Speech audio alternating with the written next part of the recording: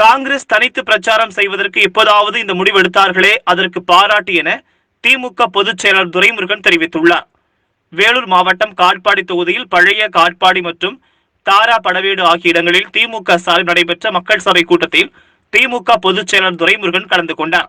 பின்னர் செய்தியாளருக்கு பேட்டியளிக்கையில், வேலை நாங்கள் கையில் எடுத்தால் சூரசம்ஹாரம் நடந்தே தீரும், பகுத்தறிவு உள்ளவர்களுக்கு பக்தி இருக்க கூடாதா என கேள்வி எழுப்பியுள்ள துரைமுருகன், பகுத்தறிவு என்றாலே கடவுள் இல்லை என்ற அர்த்தம் இல்லை, அதையும் பகுத்தறிவோடு பார்ப்பதே பகுத்தறிவு என விளக்கம் அளித்தார். பேரறிவாளன் உள்ளிட்ட 7 பேர் விடுதலையில் ஆளுநர் நல்ல முடிவு எடுப்பார் என நம்புகிறோம்.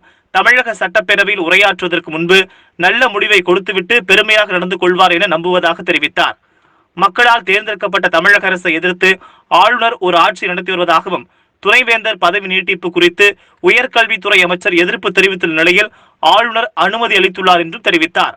மறைந்த முதலமைச்சர் ஜெயலலிதா நினைவிட திறப்பு விழாவிற்கு திமுக பங்கேற்குமா என்ற செய்தியாளர் கேள்விக்கு பதிலளித்த துரைமுருகன், அவர்கள் தங்களை அழைக்க மாட்டார்கள், நாங்கள் செல்ல மாட்டோம் என்று கூறினார். வேலை நாங்கள் கையில் எடுத்தால் சூரசம்மாரம் நடந்தே தீரும்.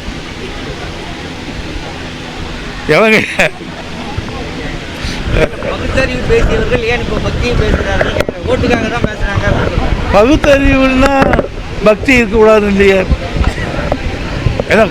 பகுத்தறிவுனாலே பகுத்தறிவுனாலே கடவுள் இல்லைன்னு அர்த்தம் என்ன? அதையும் பகுத்தறிவோடு பார்க்கறது தான் பகுத்தறிவு. இந்திய பல வழியில் உள்ள நுழைச்சாங்க யாரு அது கூட அடுத்து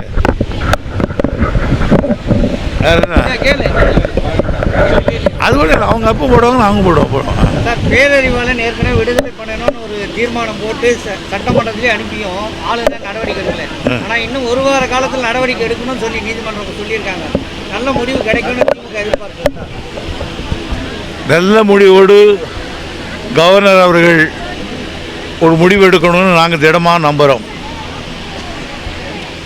வைஸ் சான்சலர்களுக்கு டேர்ம் முடிஞ்சு போனால் கூட இதுவரையில் தமிழ்நாட்டில் நடக்காத காரியமாக அவங்களுக்கு ஒரு எக்ஸ்டென்ஷன் கொடுக்குறார்.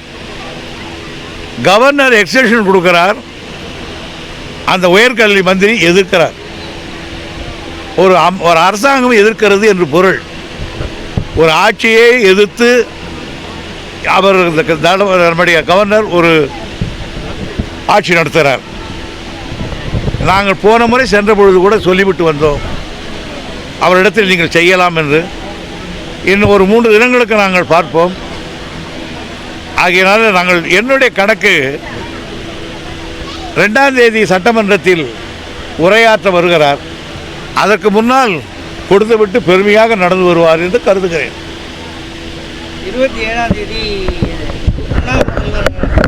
நினைவிடம் திறக்கிறாங்க சார். திமுக கலந்து கொள்ள வாய்ப்பு இருக்கா? ஏன்னா எதிர்கட்சின்ற முறையில் எங்களை கூப்பிட மாட்டாங்க, நாங்களும் கலந்துக்க மாட்டோம். இந்த கிராம சபை கூட்டங்கள் நடத்திட்டு இருக்கீங்க, மக்கள்கிட்ட எப்படி இருக்கு? இல்லை வரவேற்பு இருக்கா? வரவேற்பு இருக்கா, எதிர்ப்பாக இருக்கிறது சுற்றி படுறாருன்னு இன்னும் கவனித்த பத்திரிகை நண்பர்களுக்கு தெரியும்.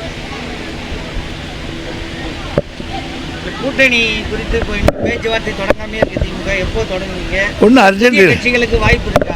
ஏன்னா அதிமுக கூட்டணியில் மாற்றங்கள் வர வாய்ப்பு இருக்கு அப்படின்றாங்க, வெளியே வராங்க நிறைய பேர் அப்படின்னு.